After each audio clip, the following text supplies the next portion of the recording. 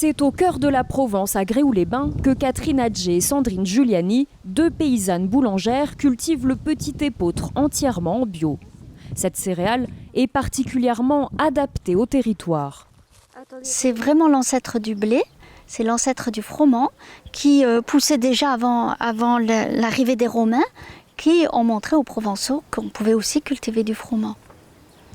Voilà, mais le petit épeautre est adapté parce qu'il se conserve bien sans qu'il y ait de charançon qui se mette dedans, parce qu'il est habillé d'une petite peau qui fait qu'il se conserve dans son petit sachet personnel, mais ensuite il faudra le décortiquer.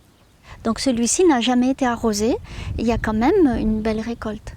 Malgré cette terrible sécheresse, bien que j'ai les possibilités d'arroser, je ne l'ai pas fait parce que il s'adapte très bien, il supporte très bien.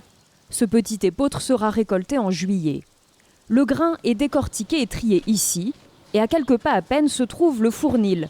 400 kilos de farine sont transformés dans ce petit espace chaque semaine. Ici, c'est le pétrin. Là, j'ai préparé déjà la farine pour la prochaine fournée. Ici, nous avons Charlotte, où nous mettons les pains qui lèvent. On voit les petits pains là qui sont en train de lever, que je mettrai au four dans pas longtemps. Ça, c'est notre petit moulin.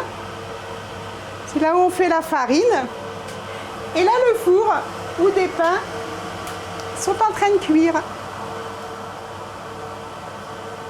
Sandrine utilise de la farine fraîche qui sort directement du moulin avant chaque préparation. Après le pétrissage, les pains lèvent durant 4 heures.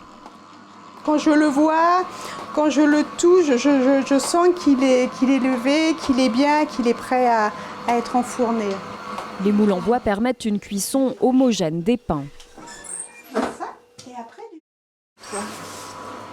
voilà. Alors. Et quand je défourne, le plaisir en plus, c'est l'odeur. Voilà, parce que ça sent vraiment très bon. Oui, ça va. Alors, pour voir s'ils sont cuits, voilà, on tape là. Si c'est bien dur, c'est qu'ils sont cuits. Depuis presque un an, les deux associés vendent leur production à couleur paysanne. Dans ces boutiques coopératives, on trouve aussi les fournées de Louis-Marie Aveline. Blé complet, céréales, olives, le boulanger y propose une large gamme depuis maintenant 7 ans.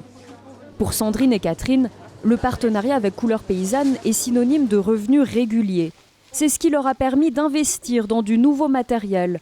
Le four à pain, la décortiqueuse, la trieuse et dans quelques jours un nouveau moulin plus grand. Ça reste une fabrication artisanale, mais c'est beaucoup plus facile. Voilà. C'est vrai qu'à chaque fois qu'on investit dans un nouveau matériel, ça nous fait un gain de temps, un confort de travail, une simplification des tâches et puis un travail quand même mieux fait.